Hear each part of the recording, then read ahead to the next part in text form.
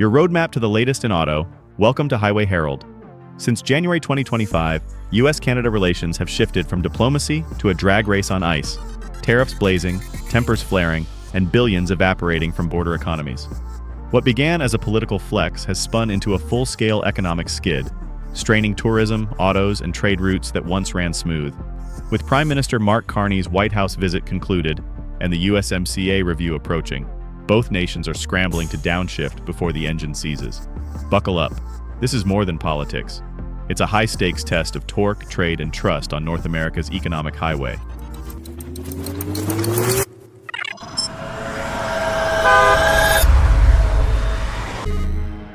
Boycott economics. When Canada closed its wallet. You can feel geopolitics where it hurts most, the cash register. In 2024, Canadians poured over $20 billion into U.S. trips, propping up 140,000 American jobs in tourism and retail. But 2025 flipped the script. The stay-home boycott spread faster than a viral recall.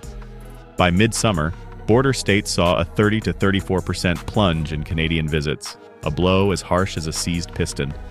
Drive through North Conway or along Maine's Old Orchard Beach and you'll see it. Empty lots where Quebec plates used to gleam, inns once booked solid now begging for weekend guests, and duty-free shops gasping for traffic. A steady 30% drop in Canadian tourism is like deleting an entire state's economy from the US map.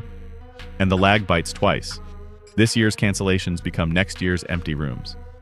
That's why governors from Michigan to Maine are waving bienvenue flags and racing north with trade missions and discounts. Politics may be loud, but for small-town America, Canadian visitors aren't optional.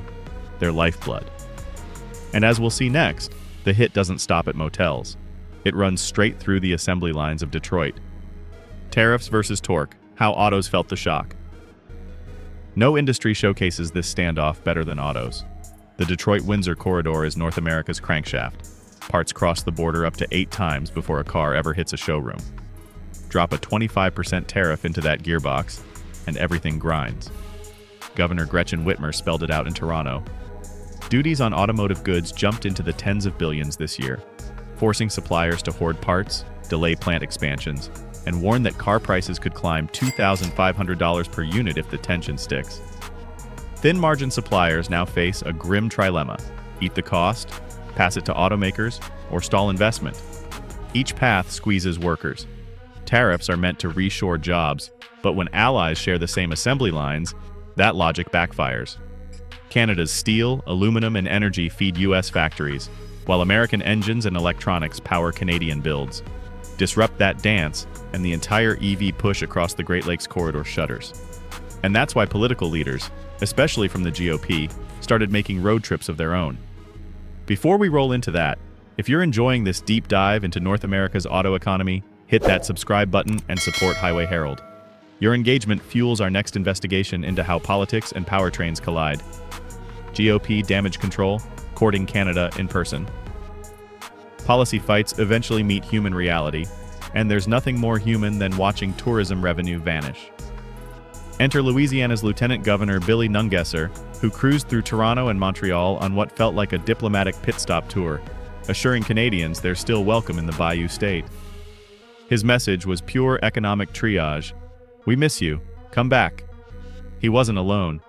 New Hampshire and Maine officials revived French-language ads, reopened cross-border forums, and pitched fall and ski seasons to hesitant travelers. Local business owners call this summer the quietest in decades. Inflation and weather played a part, sure, but politics froze the flow. Canadian tour operators are frank. Until Washington's tone softens, travelers are hitting the brakes. Even discounts can't overcome distrust when headlines scream trade war. States may insist they're separate from DC, but the policy engine sits in Washington. And that's where Ottawa's gaze remains fixed. Which brings us to the most consequential pit stop of all, the October 7th meeting. The White House encounter. After October 7th. The meeting between Prime Minister Mark Carney and President Trump is now in the rearview mirror, but its shockwaves are still rolling through the supply chain. Their agenda? Cool the tariff engine before it throws a rod during the upcoming USMCA review. Behind closed doors, both sides reportedly explored sector-specific relief for autos, steel, and aluminum. Canada paused its retaliatory levies and shelved the digital tax debate to create breathing room. Trump's team, under pressure from border state governors and automakers, hinted at strategic exemptions for cross-border parts flows. While no grand bargain was inked, insiders describe a working truce. Technical groups will study tariff impacts on high-integration industries, autos first. Markets reacted with cautious optimism, the loonie nudged higher, and North American OEMs quietly restarted some delayed investment talks. Still, rhetoric remains volatile. The 51st state jab lingers, souring public sentiment. Carney called the meeting constructive but incomplete, while U.S. officials framed it as protecting national supply resilience. Translation: the engine's idling, not overheating yet. But zoom out, and a bigger race comes into focus, not between Canada and the U.S., but against China. Fork in the road, competing with China or each other. The deeper story isn't about tariffs, it's about torque, technology, and time. The Great Lakes Ontario corridor has drawn tens of billions in EV and battery investments from GM, Ford, Stellantis, Honda, and LG. Canada supplies clean energy and critical minerals. The US brings scale, R&D, and consumer muscle. Mexico ties the loop with low-cost assembly and logistics. Together, they're building a continental drivetrain. Split it, and China wins by default. Whitmer's warning still echoes: if we say no to Canada, we say yes to China. Europe's facing that very fate. Cheap imported EVs flooding showrooms while domestic plants shutter. North America can't afford the same misfire. Analysts are calling for a North American Compact, a targeted détente that scraps tariffs on tightly linked sectors like auto parts and battery materials, while uniting against dumped Chinese components. Imagine a minerals-to-motors highway, ore mined in Sudbury, refined in Ohio, assembled in Tennessee, and sold tariff-free across borders. Add joint R&D tax credits and harmonized EV testing, and you've got a continent ready to rev past Asia. This isn't idealism, it's survival strategy. Treat Canada and Mexico as torque multipliers, not competition. Because when allies stall, rivals accelerate. And that brings us to today's critical verdict, where the road forks between pivot and penalty. Verdict: the pivot or the penalty. Here's the reality. The same policies meant to protect American industry have ended up stalling its closest allies and draining the cross-border fuel that powers our auto ecosystem. The Canadian boycott is already biting, and the parts squeeze could turn into a full-blown stall. The Carney-Trump summit wasn't just a handshake. It was a diagnostic test for whether North America wants torque or turmoil. There's still a lane open for recovery. Focused tariff relief, a minerals-to-motors pact to strengthen EV supply chains, and a friendlier tone that reopens wallets on both sides of the border. Choose that pivot, and the Great Lakes Ontario corridor roars ahead.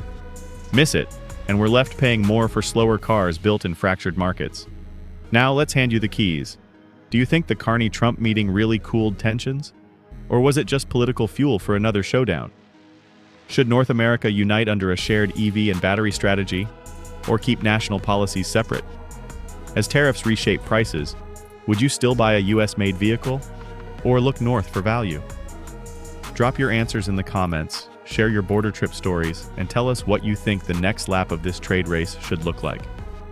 If you found this video insightful, be sure to subscribe to Highway Herald for more updates, breakdowns, and auto insights. Thanks for watching, and see you next time. There's more gear grinding content waiting on your screen now.